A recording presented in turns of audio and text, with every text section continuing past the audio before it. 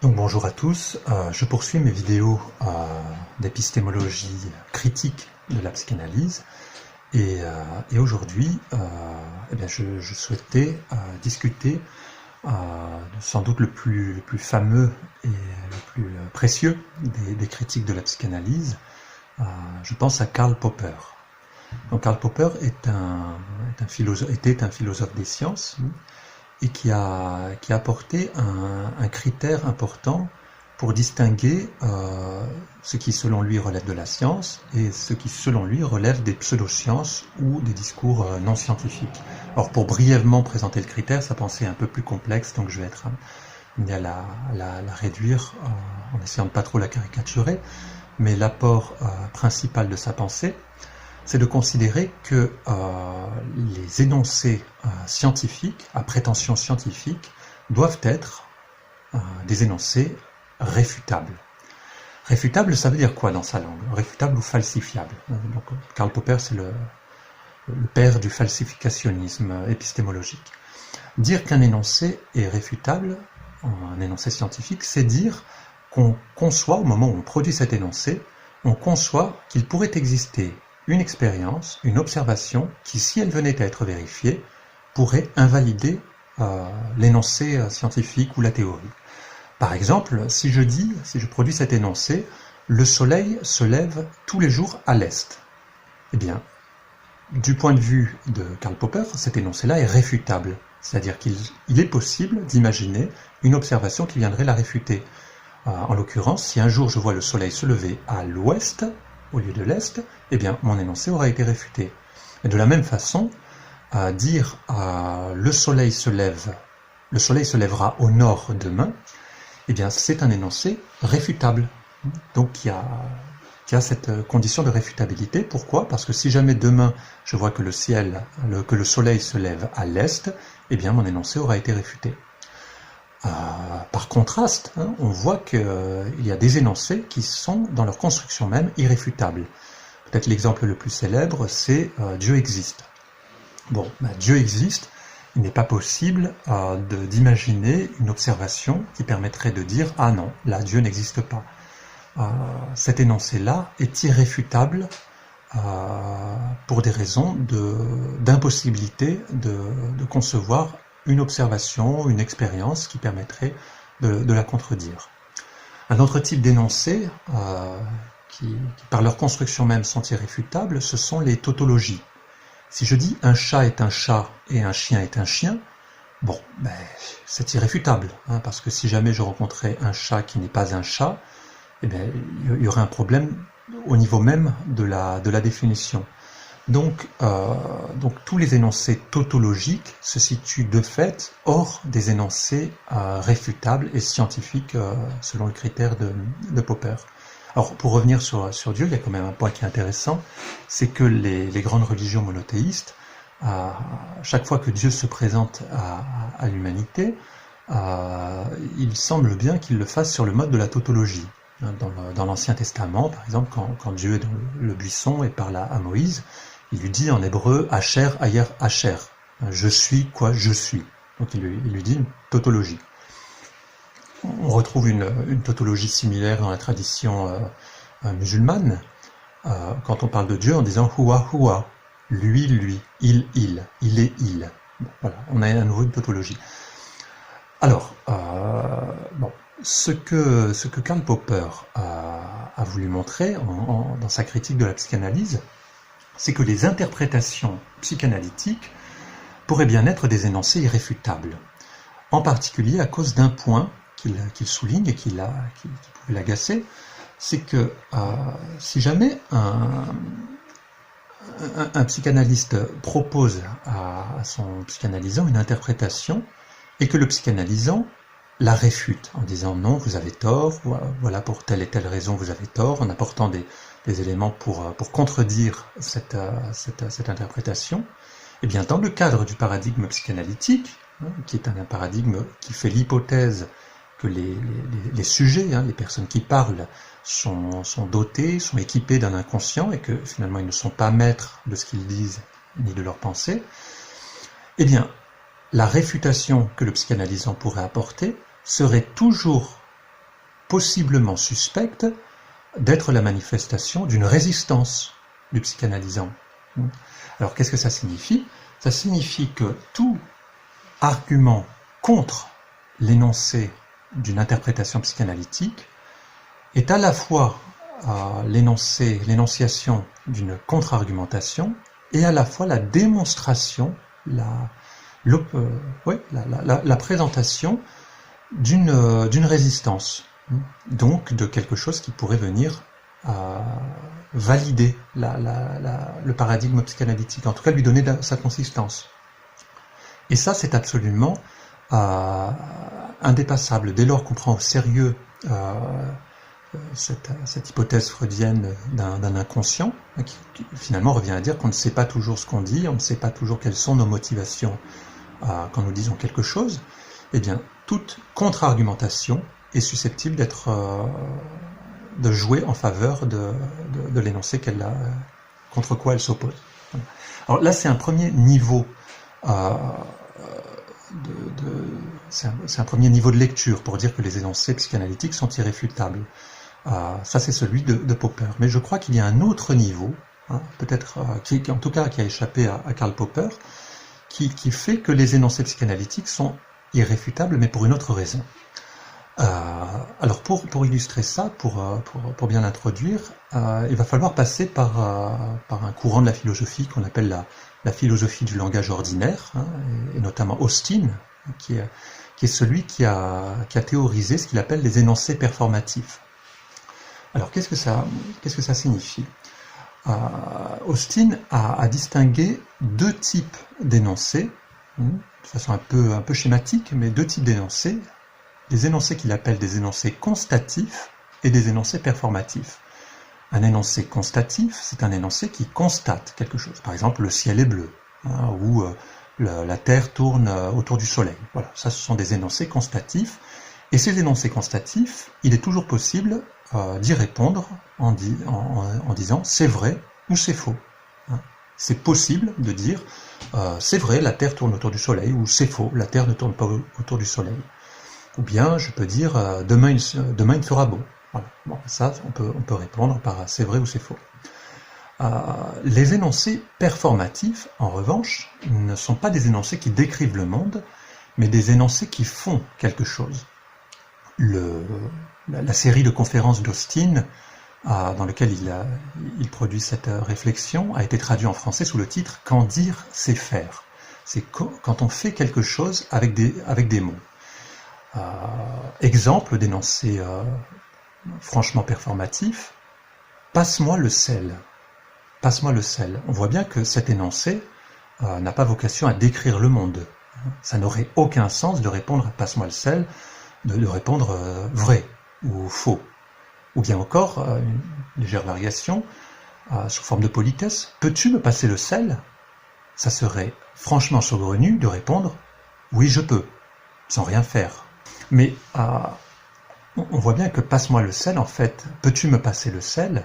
Ça n'est pas du tout une question sur la possibilité de le faire, c'est une demande, en fait. De la même façon, autre exemple classique d'énoncé performatif, le prêtre disant « Je vous déclare mari et femme ». Ça n'est pas une description du monde, c'est une action dans le monde, c'est un acte de langage. Donc en anglais, speech act, dans le vocabulaire d'Austin. Voilà, donc il y a des énoncés constatifs, et les énoncés des sciences d'observation qui décrivent le monde sont majoritairement des énoncés constatifs, et des énoncés performatifs qui sont des énoncés qui font quelque chose, et notamment qui sont susceptibles d'affecter leur locuteur. Donc ça, c'est ce qu'on appelle l'effet perlocutoire, l'effet que ça fait sur mon interlocuteur. Typiquement, si j'insulte quelqu'un, si je dis à quelqu'un tu es un connard, ça n'est pas du tout un énoncé constatif qui décrit le monde. C'est un acte de langage qui insulte l'autre, qui vise à produire un effet, une offense.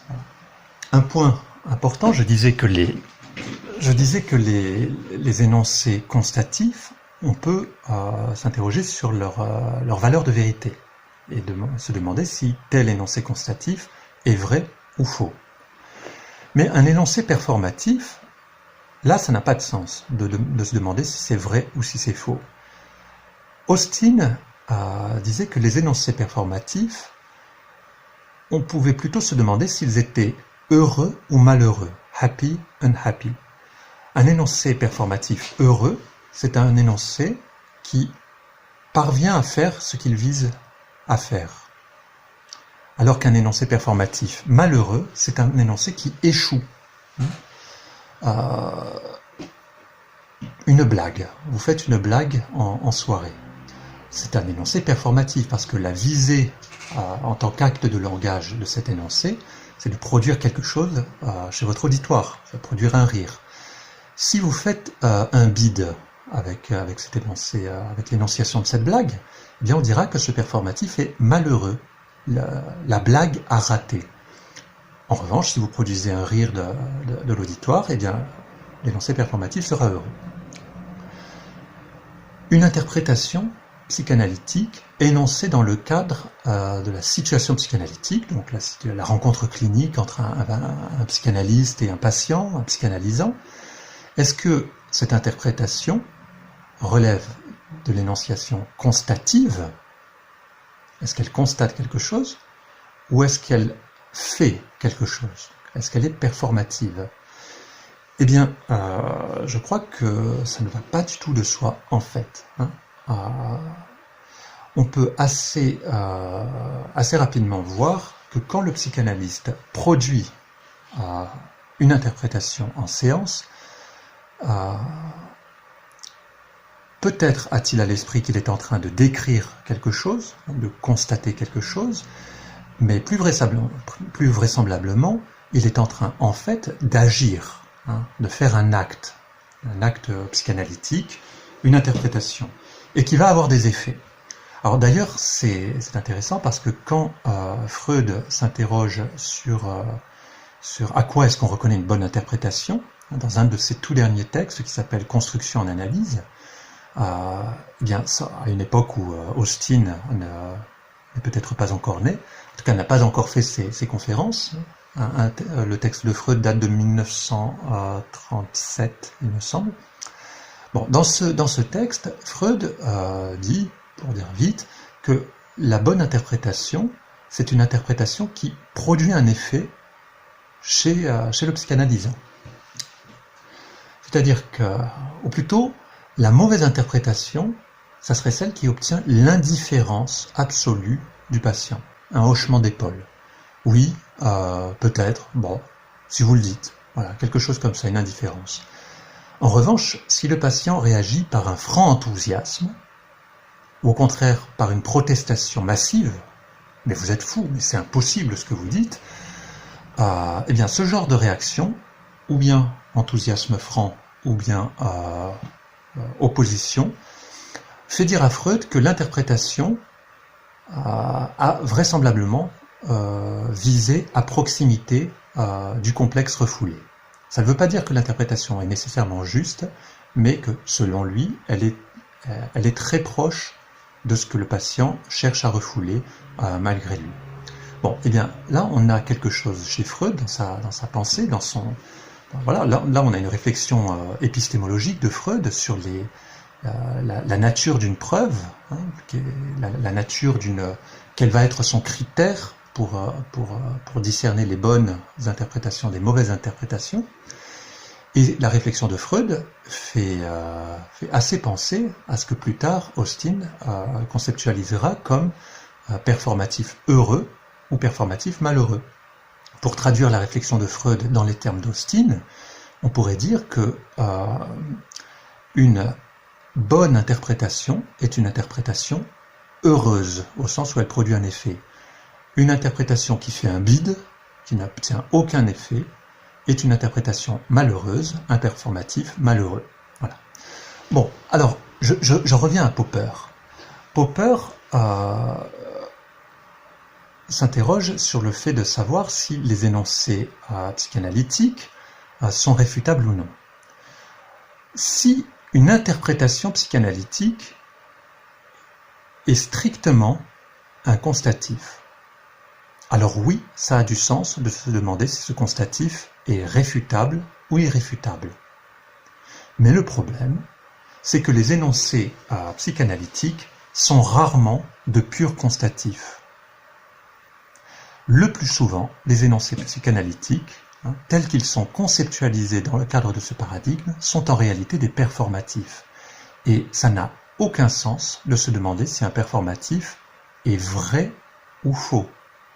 Ça n'a aucun sens de se demander si un performatif décrit correctement la réalité.